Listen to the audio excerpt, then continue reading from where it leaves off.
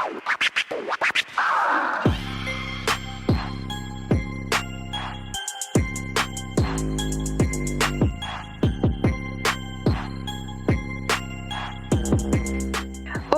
eu sou a Flora Silva e esse é o podcast Tinha que Ser Prete, onde você me ouve, mas as vozes são nossas. Esse projeto foi financiado pela Lei Aldir Blanc e pela Secult do Espírito Santo. O episódio de hoje é Esse é Moreninho Claro, uma fala que talvez você já tenha escutado por aí, ou até mesmo já tenha dito. Para debater sobre isso com a gente, estamos aqui hoje com Ana Luísa Silva e Roger Gil. Se apresentem pra gente.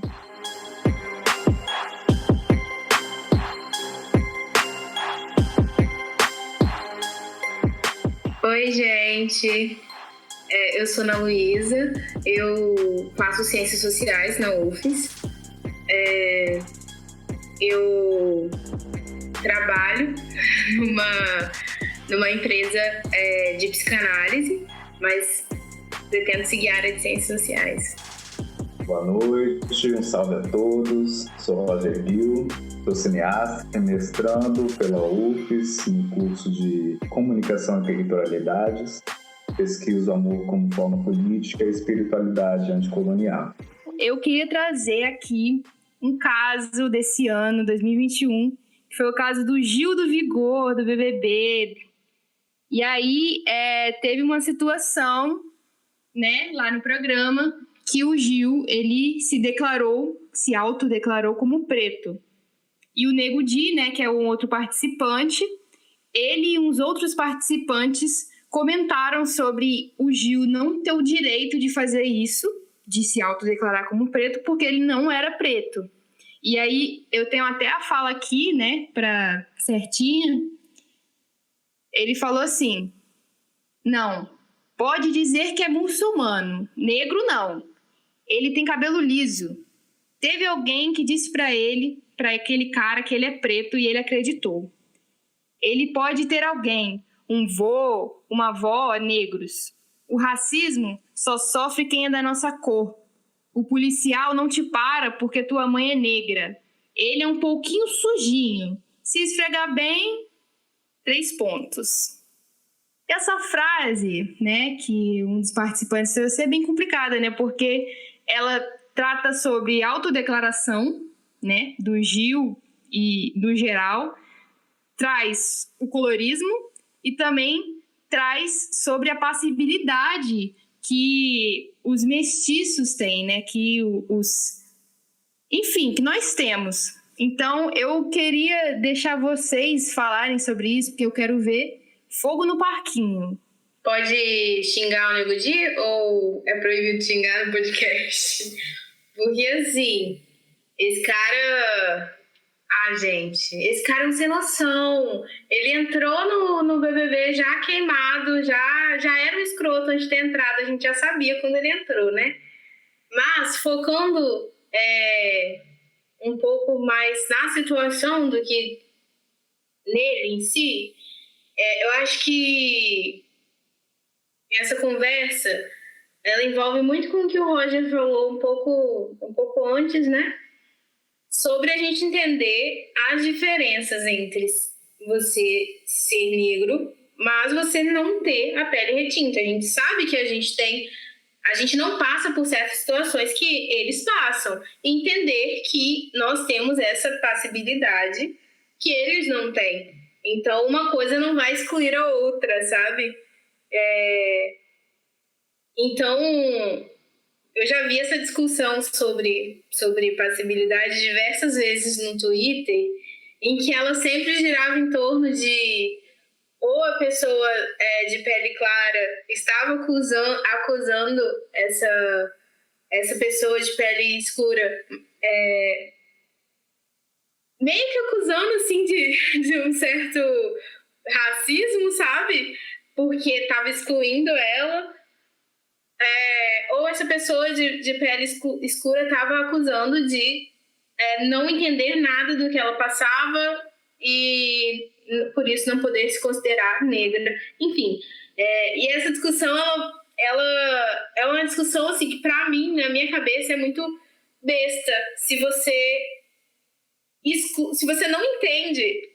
Pra mim, a resposta dela é o que o Roger falou, assim, a gente tem que entender que a gente tem uma certa passibilidade, é isso. Isso não exclui que a gente passa por certas coisas, mas que a gente tem uma certa passibilidade. Ponto. A minha é uma coisa muito tranquila de entender, que para a maioria das pessoas não é, né? A fala do Nego Di, ela é extremamente preconceituosa em tudo, assim. Ele traz as coisas que a gente ouve, como ele falou aí, se lavar, enfim, não quero nem repetir.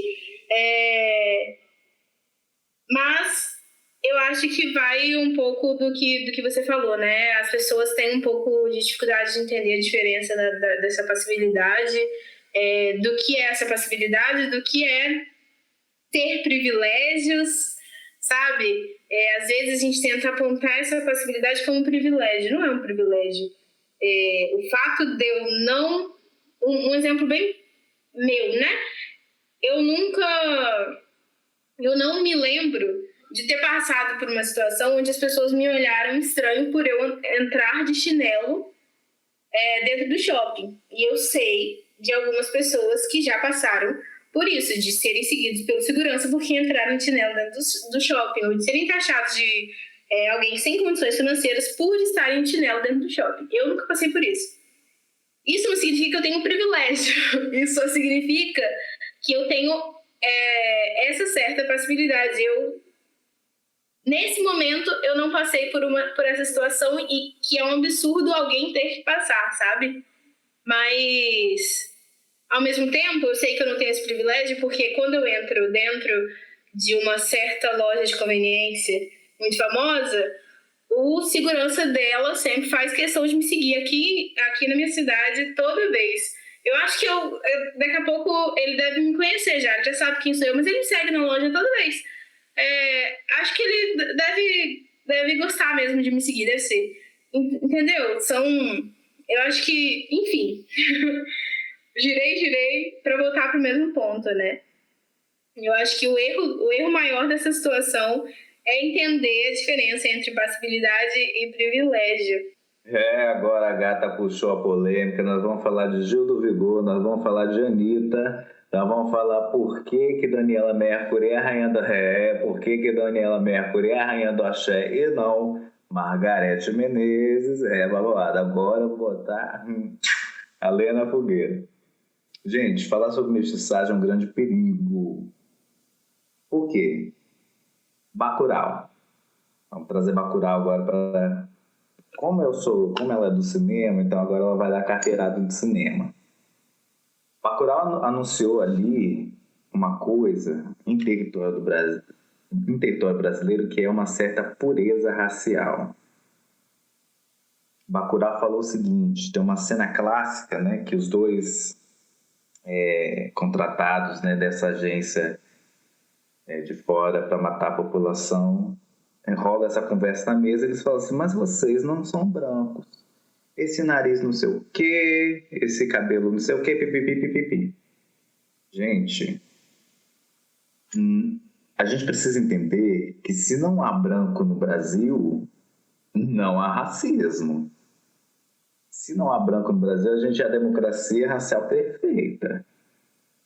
A gente não pode desracializar a pessoa branca, porque fazer isso é retirá-la desse lugar de opressor, de agente racista. No Brasil é todo mundo mestiço, ou melhor, latino, né? Que gostam agora de usar o termo latino. Gente, latinos são falantes de línguas românicas. Os italianos são latinos, os franceses são latinos. Então a gente precisa parar para pensar nisso. Não existe racismo reverso contra pessoas mestiças, porque nós estamos aqui nessa condição de pessoas racializadas e subalternizadas neste país desgraçado, entendeu? E o que a gente vai fazer com isso? Institucionalmente, Gil do Vigor é uma pessoa mestiça. E as pessoas mestiças estão junto com as pessoas pretas no grande grupo que IBGE chamou de pessoas negras. É isso que a gente precisa entender. Porque muitas vezes, isso é um grande erro nosso, né, enquanto pessoas acadêmicas. A gente vai lá beber da onde? Do imperialismo, nos Estados Unidos. A forma como eles lidam com racismo, questões raciais lá, é uma outra forma, gente. É uma outra forma. Agora tem uma moça, a Doja Cat, né?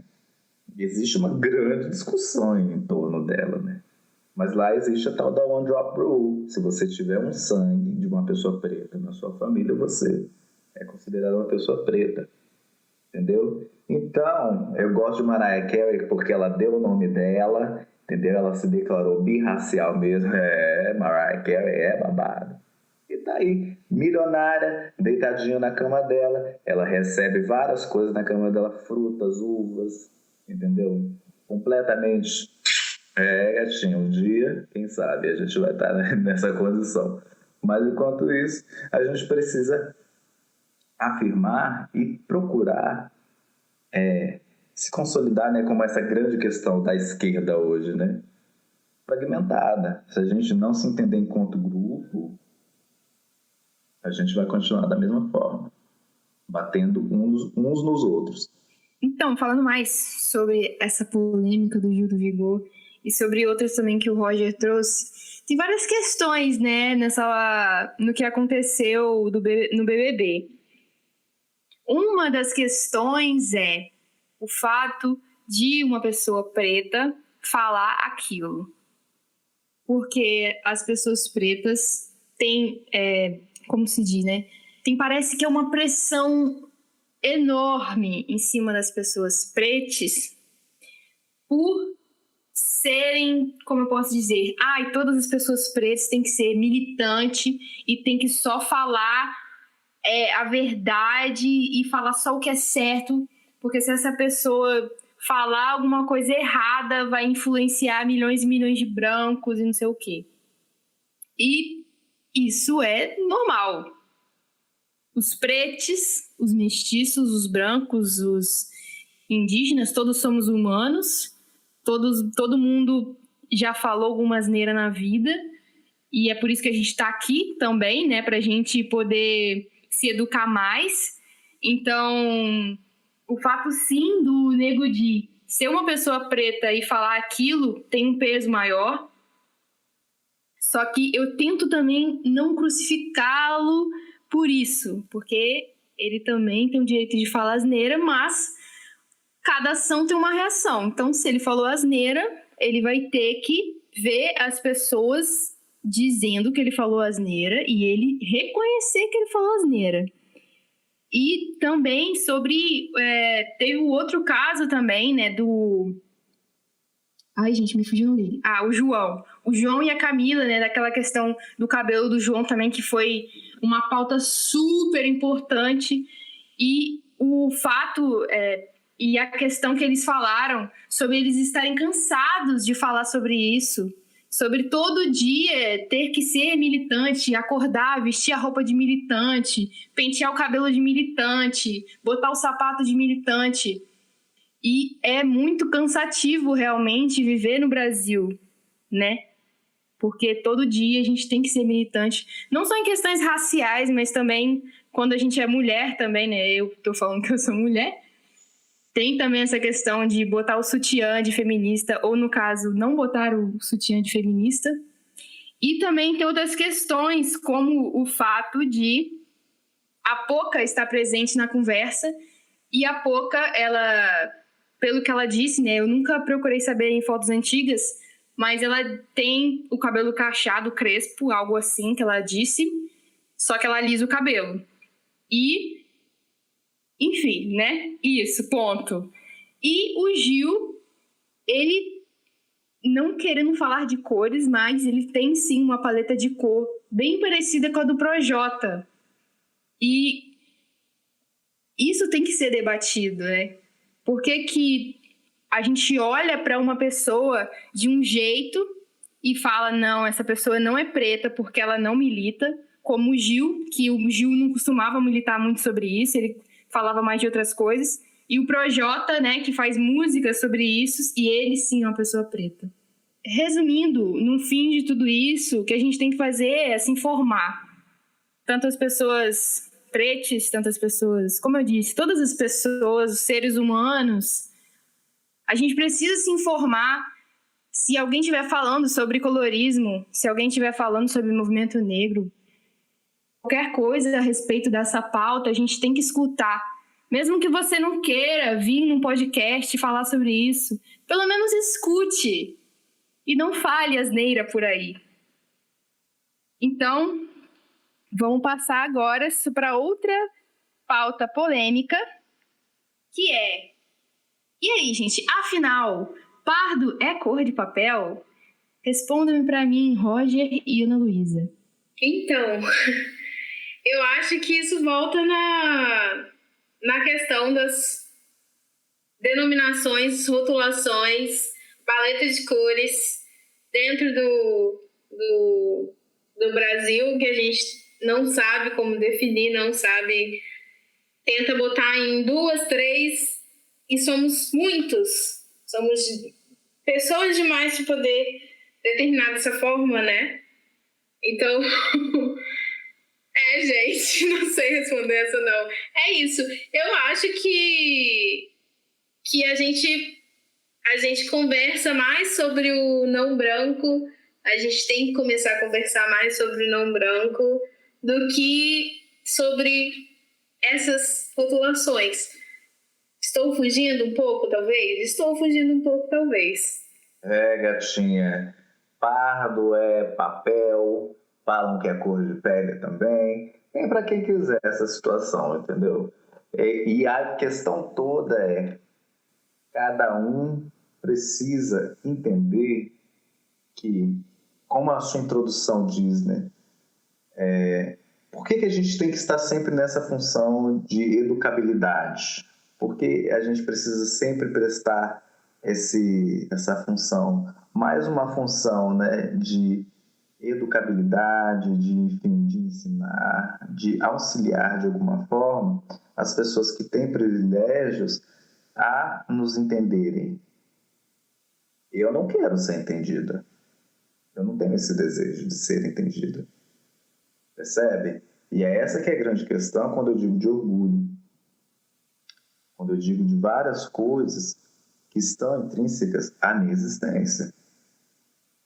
É isso que a gente precisa começar a perceber com relação à raça, com relação a gênero, com relação à existência.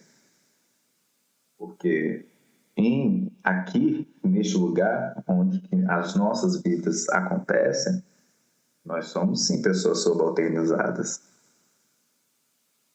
E a partir de que ponto a gente para de servir a lógica, né? A essa lógica que quer catalogar, que quer compreender, que precisa, né? Essa lógica judaico-cristã do Gênesis, que Adão deu nome para todos os animais e seres vivos.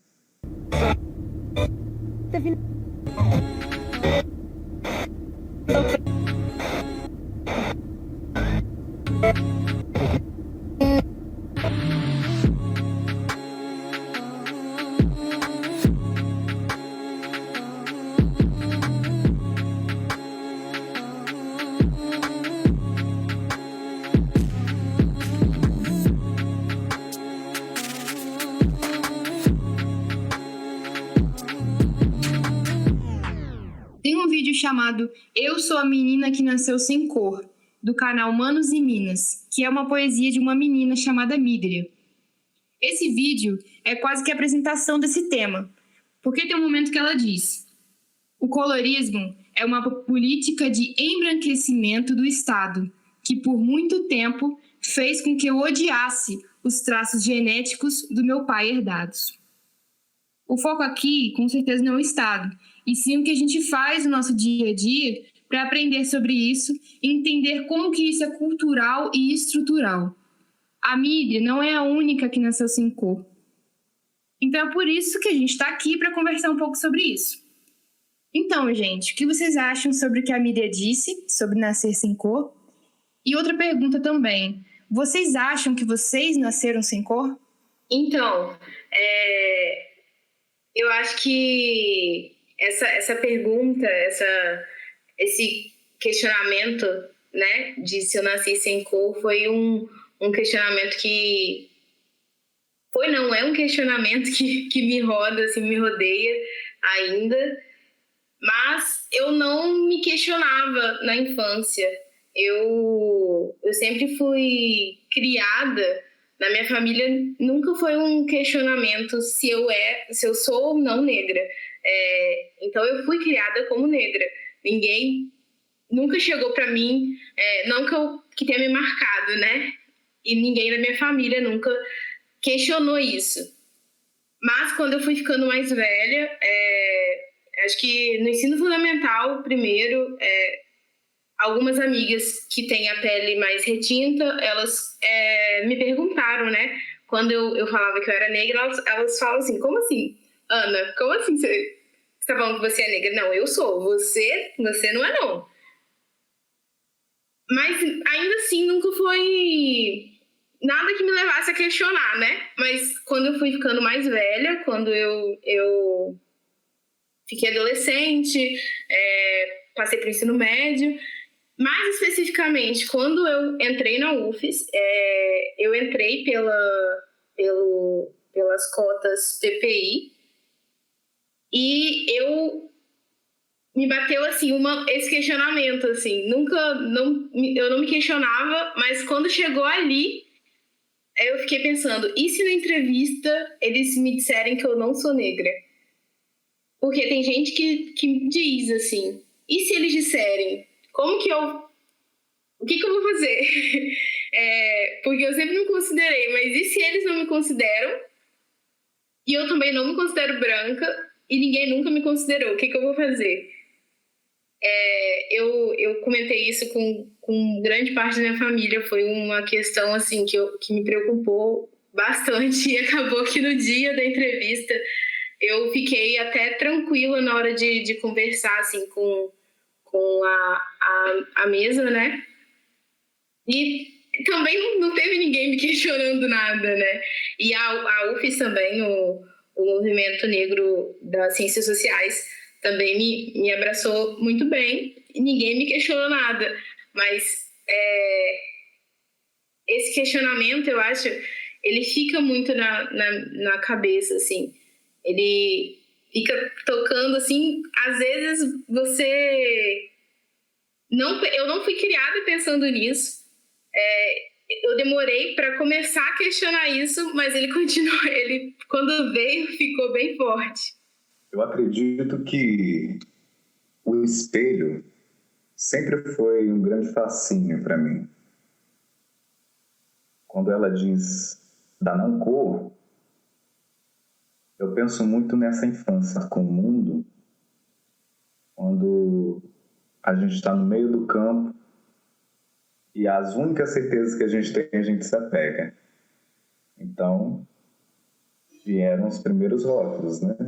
O do signo, que você afirma o signo, né? Sou ariano, sou isso, sou aquilo.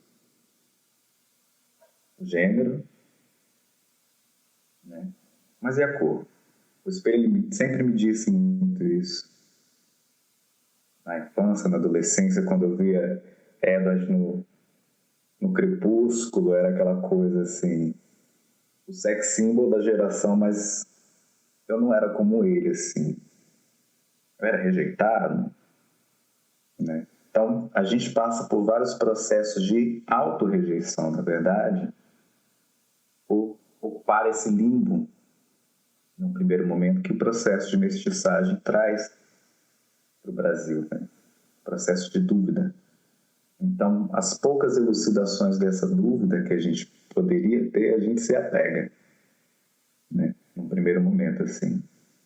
Com o passar do tempo, eu chego na universidade e a universidade, ela fala para mim e acusa, né? Você é uma pessoa preta. O mesmo caso, né? E fora da universidade, será que eu continuo sendo uma pessoa preta? sabe? Existem questões que estão muito além do espaço da universidade. Porque quando a gente entra ali, lembro que a gente ocupou 47 dias, eu fiquei nos 47 dias, um outro mundo, né? Passando perrengue, com medo da polícia bater, com medo do processinho do reitor. Mas no final das contas, a gente passou por isso tudo e lá fora parece que nada aconteceu. Percebe? Como se integra essa discussão? Fico pensando muito nisso. Como se diz ao outro, que você é pertencente, mas ao mesmo tempo, será que eu preciso me dizer pertencente? Ou será que eu preciso me afirmar? Então, super interessante que vocês falaram, porque principalmente essa relação que o Roger falou do espelho, né? Que a gente se vê de uma forma, as pessoas veem a gente de uma outra forma e em cada lugar era de uma forma diferente. Na escola a gente é uma pessoa, na rua a gente é outra pessoa, dentro de casa a gente é outra pessoa. E eu sei que a pergunta foi direcionada para vocês, mas eu gostaria de responder que eu me sinto como a Mibira disse na poesia dela, né? Como se eu tivesse nascido sem cor. Até porque meus pais falaram que eu nasci muito doente. Então, enfim, né? Muito interessante que vocês falaram. E aproveitando, eu gostaria de passar para o bloco 2, então, para a gente falar mais um pouco sobre esse assunto. E falando um pouco sobre mim, eu tenho um pai preto, uma mãe vermelha pela descendência indígena, e eu tenho traços direta com afro-brasileiros, porém eu tenho pouca melanina, mas eu só me sinto representada quando eu vejo uma pessoa preta, seja na TV, em revistas, nas músicas, famosos, etc. Mas até hoje eu não sei o que responder quando me pergunta como eu me autodeclaro. Para mim, dentro de mim, tá muito certo o que eu sou. Dentro de mim. Agora, transparecer isso, transformar isso em palavras é um jeito que eu não consigo achar. E talvez seja por medo de rirem de mim, né? Como a Ana também comentou aqui. Porque por medo de dizer que eu me considero branca, porque eu não acho isso realmente, mas também se eu disser que eu sou parda, vão dizer que é cor de papel, e se eu falar que eu sou preta, aí que vão rir mesmo de mim, como já fizeram várias vezes. Então, passando a bola para vocês acham que existem identificações e nomes suficientes para a paleta de cores no Brasil? Eu acho que não. Acho que não tem como responder isso de outra forma. Para mim, não.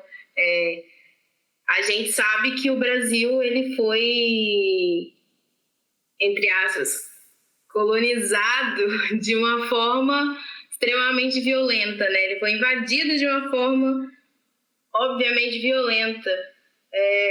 Então, a gente teve essa paleta de cores, ela veio por meio de uma miscigenação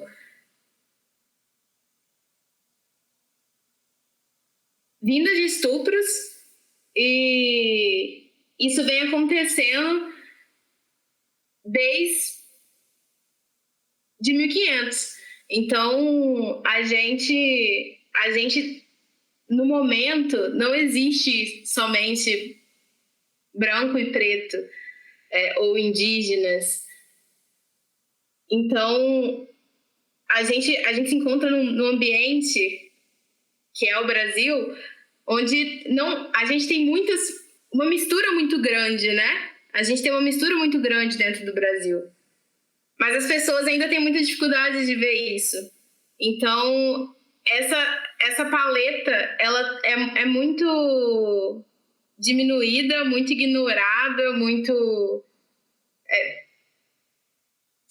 Enfim, essa paleta não existe de verdade e a gente precisa definitivamente mudar isso. Porque não só com a gente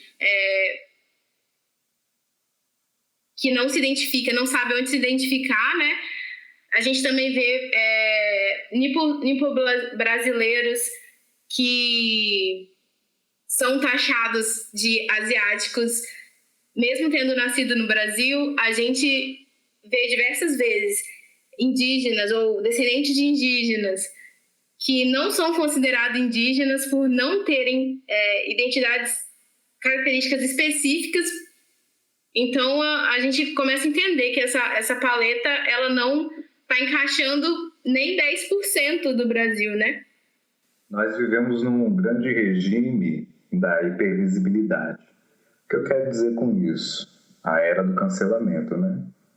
Pós-modernismo, ele inaugura além da grande sigla, né, do LGBTQIA+, e todas as outras denominações, o contexto colonial, ele nos apresenta a necessidade de catalogar.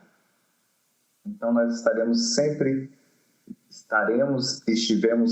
muito sendo muito observados. Não obstante, hoje, permanecemos. O que eu quero dizer com isso? Existe um movimento que prega um incentivo a um orgulho da sua identidade. Por quê? Porque aí você dá uma falsa sensação de que todos têm voz, né? A questão do tokenismo, você selecionar algumas pessoas para constituir um espaço para dar essa falsa sensação de equidade. Mas não é sobre isso. A partir do movimento que você tem uma hipervisibilidade, você tem uma hipervigilância. E essa que é a grande questão. Será mesmo que a gente precisa afirmar raça? Será que é mesmo que a gente precisa afirmar gênero? Ou isso é só mais um dos mecanismos que a colonialidade nos traz como possibilidade de existência? Não existe raça em África.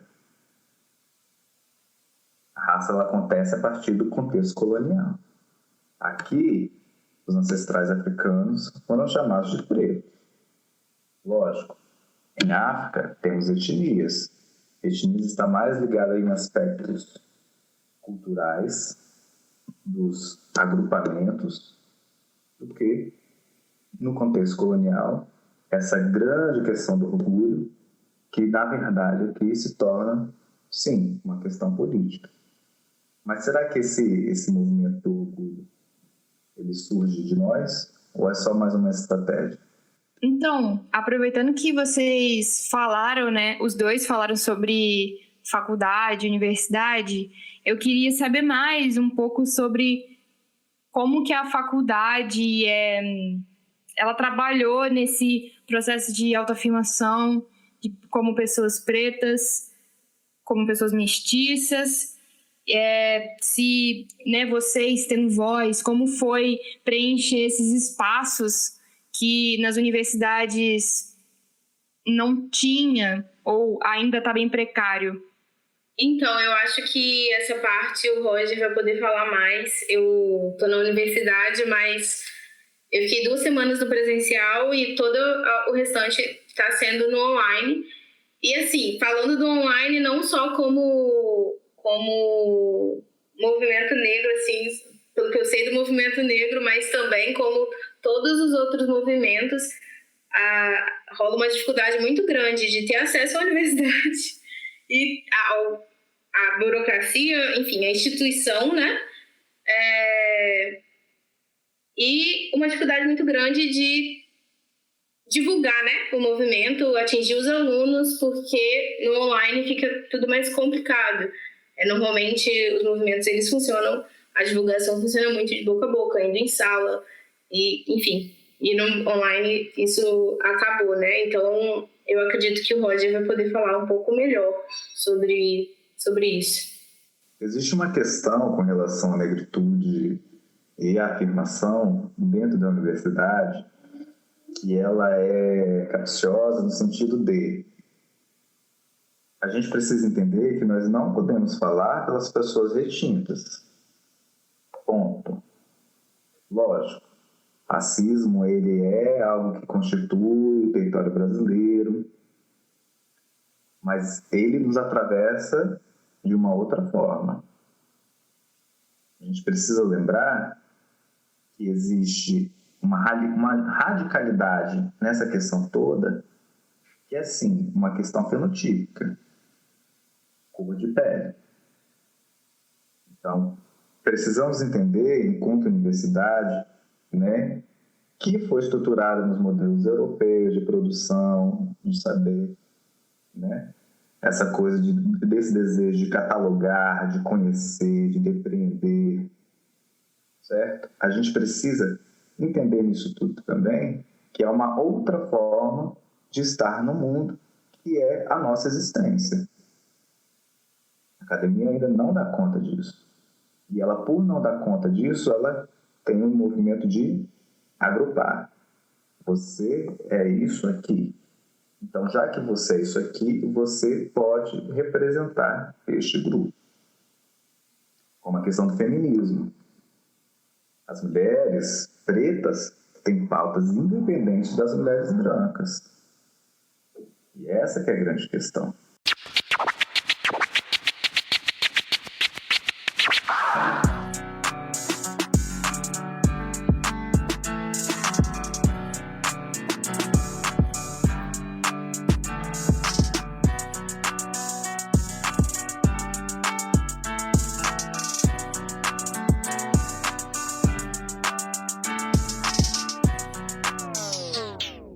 Então, gente, a gente voltou do intervalo, né? E a gente falou um pouco sobre esse medo de se reconhecer, né, para outras pessoas ou até para nós mesmos. De vocês, quais vocês acham que são os motivos para uma pessoa preta não se reconhecer, além do medo que a gente já falou? Eu acho que o reconhecimento, ele parte de um atravessamento de muitas esferas, né? Nós estamos falando de território brasileiro, então, quando se existe um território que já te aponta, né, como outro, esse reconhecimento ele é, enfim, dificultado de muitas formas. Então, eu acredito que a gente precisa sempre pensar a partir deste lugar. O território brasileiro ele não é destinado, em sua gênese colonial, às pessoas pretas. E as pessoas brancas, a gente também tem que esvaziar isso da nossa cabeça. As pessoas brancas que vêm para cá são servos, tá? Não são as elites e piriri-pororô, não. Então, existe um grande processo de subalternização a qual foi submetido o território brasileiro, né? E impede com que as pessoas racializadas no geral se reconheçam enquanto pertencentes neste território. Por quê? A todo momento parece que você está fazendo alguma coisa de errado, como já dissemos, né? Você está sendo observado, você está sendo julgado.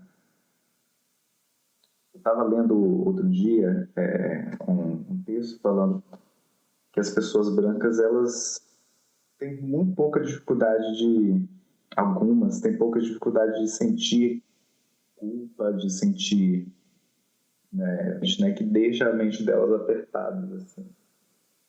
Justamente por essa condição, né? Elas sempre tiveram pessoas que resolvessem coisas para elas. Então, essa é a terra prometida delas.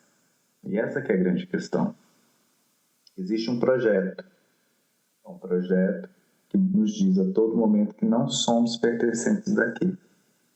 Para além do traço claro, que é a cor da pele, a aparência, mas é um aspecto socioeconômico, é um aspecto do corpo, porque nós não estamos no mundo, tem essa coisa, né, do estar no mundo.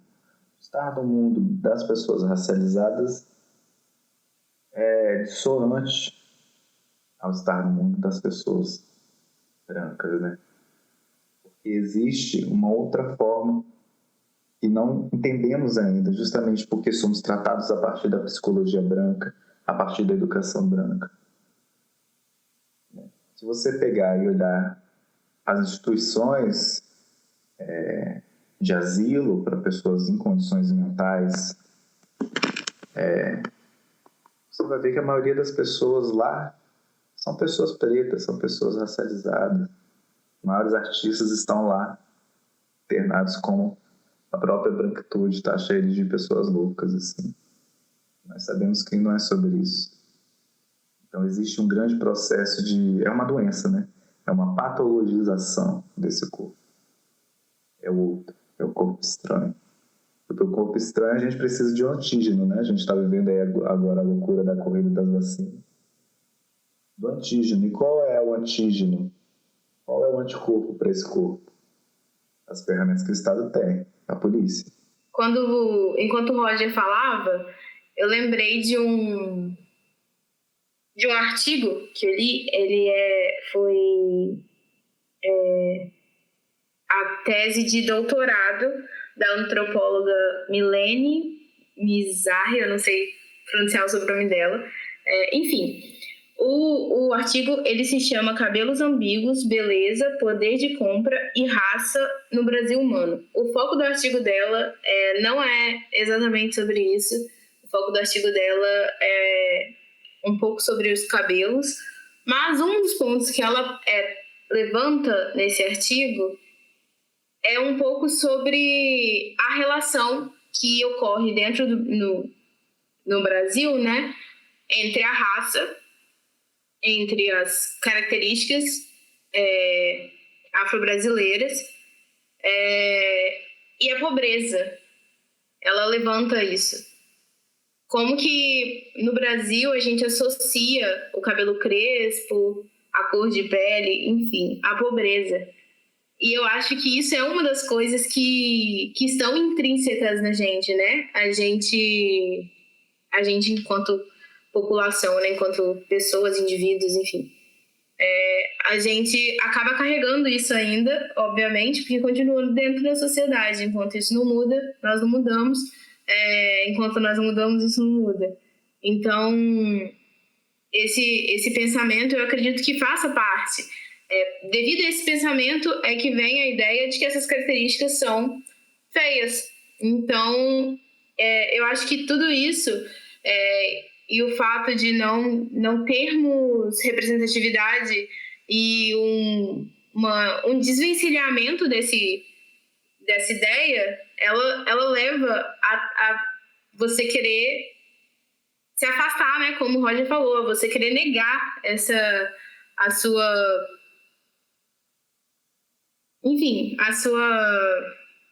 identidade, né?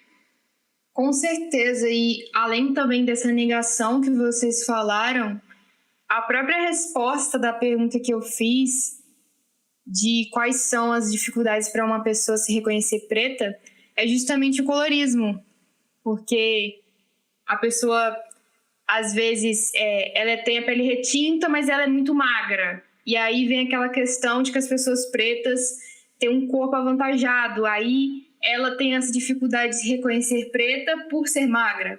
Ou pessoas que não têm a pele retinta, mas têm o cabelo crespo. E aí elas não se reconhecem, não conseguem se autodeclarar por terem pouca melanina.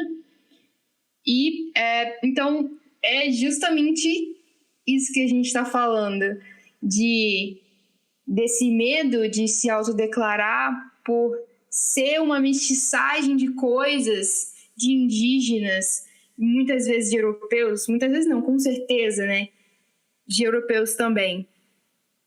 E eu queria perguntar para vocês também, puxando um pouco para o tema, né, para a fala do nosso episódio, que esse é Moreninho Claro, eu queria perguntar se vocês já foram rotulados, quer dizer, com certeza vocês já foram rotulados, e se em algum momento vocês já tiveram no papel de rotuladores, de ter uma amiga que isso acontece muito quando a gente é criança, né? A gente não sabe olhar para o outro e aí a gente quer falar se ela é algo e a gente não sabe o que falar, ou a gente acaba ferindo a pessoa, assim como já feriram a gente, falando algo que não deveria, enfim. Queria perguntar para vocês se vocês já estiveram nesse lugar de rotuladores.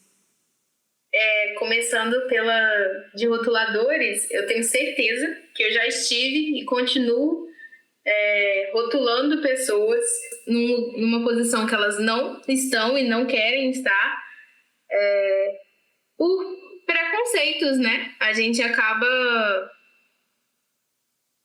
se acostumando a tentar identificar a pessoa pelo que a gente conhece, pelo que a gente acredita daquela pessoa e não pelo que aquela pessoa se reconhece, né?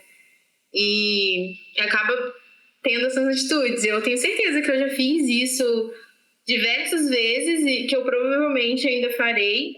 Hoje em dia eu sei que tenho um olhar um pouco mais cuidadoso, mas também sei que ainda é um olhar falho, né? E quanto a ser rotulada, eu acredito que já tem acontecido algumas vezes, várias vezes, até mesmo o meu comentário do início sobre algumas amigas perguntarem: ué, mas como assim você se diz branca? Um professor se diz negra. Um professor também: Ana, você não é negra, você é branca. Essas pessoas tiveram esses comentários que eu acredito que sejam certos rótulos. Já teve alguns outros momentos que são rótulos muito comuns, que as pessoas pretas acabam recebendo, e que eu já recebi, de ser uma pessoa meio fechada, grosseira, e quem me conhece sabe que eu tô sorrindo o tempo inteiro, mas mesmo assim já recebi esse rótulo.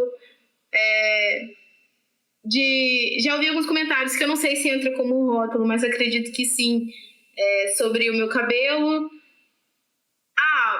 O seu cabelo, ele é um pouquinho mais bonito, né? Não é aquele cabelo todo crespo, assim, todo... Não, o seu tem os cachinhos mais soltos, é mais bonito. Ou quando eu estava em transição, uma moça, ela cabeleireira, né? Ela fez um relaxamento no meu cabelo, nem me explicou o que era, porque achou, vai soltar mais os cachos, vai ficar bonito. Meio que rotulando que meu cabelo não era bonito daquela forma. Já tive alguns rótulos do ambiente onde eu estava. Então, você não é desse ambiente que você está fazendo aqui. Isso é um tanto comum, assim. Inclusive, olhares... A pessoa não precisa falar, né, gente? Só o olhar, a gente já sabe o que ela quer dizer. Então, a gente reconhece. Então, eu acho que esse, inclusive, é um dos rótulos que mais me incomoda, assim, e que continua acontecendo o tempo inteiro. A primeira opressão é a do olhar, né? Durante a pergunta eu fui lembrando lá dos jogos, das brincadeiras que eu rolava aqui na frente da rua, ou até mesmo lá na escola, que o termo café com leite, ele foi usado para definir tanta coisa, seja a racialização, seja gênero, seja uma pessoa que, sabe, não tá com ela não vale, sabe, alguma coisa assim. E isso me lembrou, né, das vezes que eu precisei estar nesse lugar de rotular, né? Porque o lugar de rotulador é um lugar de julgamento. Então, constantemente, né, a gente dentro desses processos, né, na universidade, a gente assume essa postura, né, de dizer que fulano é isso, fulano é aquilo. Mas, com o passar do tempo, eu acho que a gente vai entendendo o mecanismo e vai entendendo que esse movimento do rotular já não é nosso, né? Nós entramos num jogo que não é nosso, né? É um pouco justamente a questão que eu falei. A partir do momento que a gente começa e aprende quem a gente é, né, ao que a gente veio, a gente vai abrindo mão de tantas coisas. Eu acho que uma delas é de orgulho, de alguns orgulhos, assim, né? Então, acredito que essa posição de rotular, ela é muito, ainda diz desse passado, né, de uma herança. Isso é até uma coisa normal, né? Infelizmente é algo normal. Que, assim como as outras pessoas, a gente, né, como pessoas normais, a gente rotula também. A gente, na escola, a gente chega, vê uma pessoa de pele mais clara e a gente ignora todo o resto e já pensa na cabeça, ela é branca. Vê uma pessoa de pele mais retinta, ignora também todas as outras coisas, ela é preta. E aí, entre o branco e o preto, o que tem no meio é, como disse o Roger, o café com leite, né? Mas é muito importante a gente falar sobre isso, porque a gente tem que admitir que nós somos rotuladores, que nós vamos rotular a todo momento, até a nós mesmos, na nossa cabeça, mas a gente também tem que saber que a gente pode mudar, né? Que a gente tem que mudar. Então, somos assim, porém, podemos ser melhores. Então, eu queria deixar essa mensagem, né, para o pessoal que está escutando, que quando você pensar em algo assim vier na sua cabeça, você deixa na sua cabeça. E você não fala para o outro, não tente dizer o que o outro é.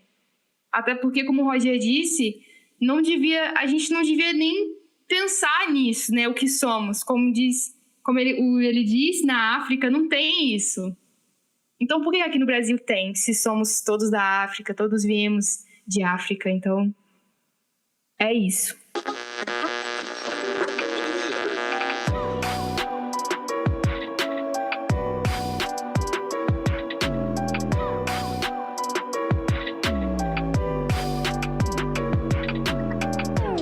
E assim, né, a gente encerra. A gente vai encerrando esse episódio que foi incrível, de encher os olhos, de encher a boca para falar muita coisa. E eu queria perguntar para vocês se vocês têm alguma mensagem final para deixar para as pessoas que estão escutando. E também, caso queiram falar sobre alguma referência também. Pode também ser de pessoas normais, simples, tipo passar o Instagram de vocês, sabe? Algo assim. Eu queria agradecer pelo convite. Não sei se eu entendi bem o encaminhamento, mas eu queria agradecer pelo convite. Eu acho que o que o Roger falou no final sobre o que a Flora já estava falando sobre essa questão, né, do João e da Camila, da gente ter que assumir um papel de educador o tempo inteiro.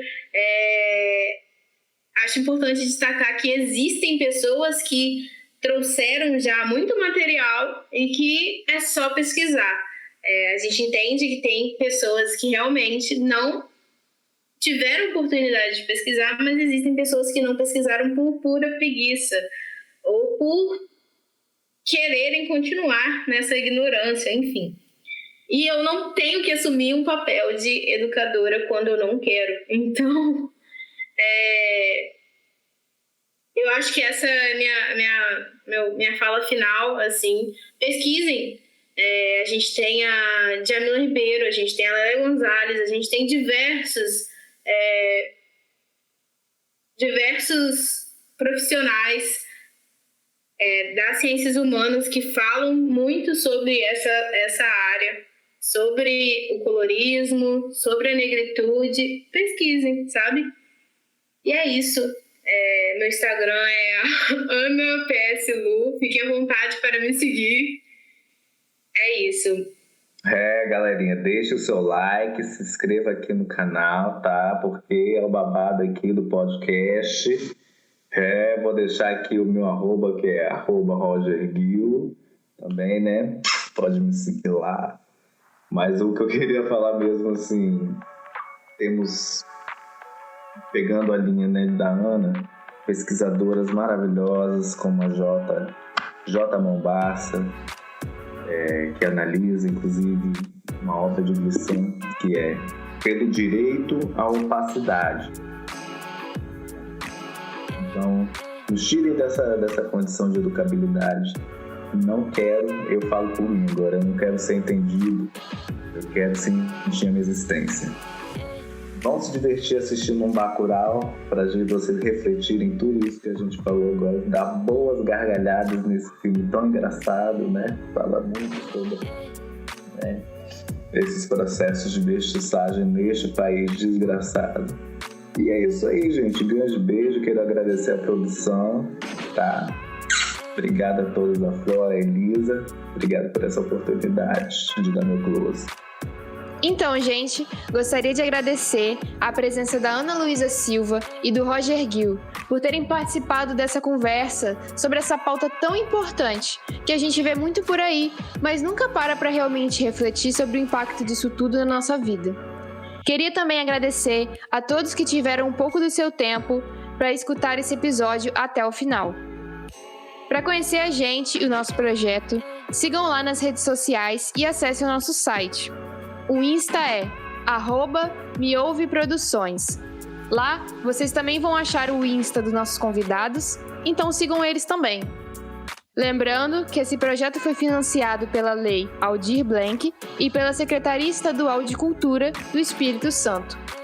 E esse foi o Tinha Que Ser Preto, onde você me ouve, mas as vozes são nossas.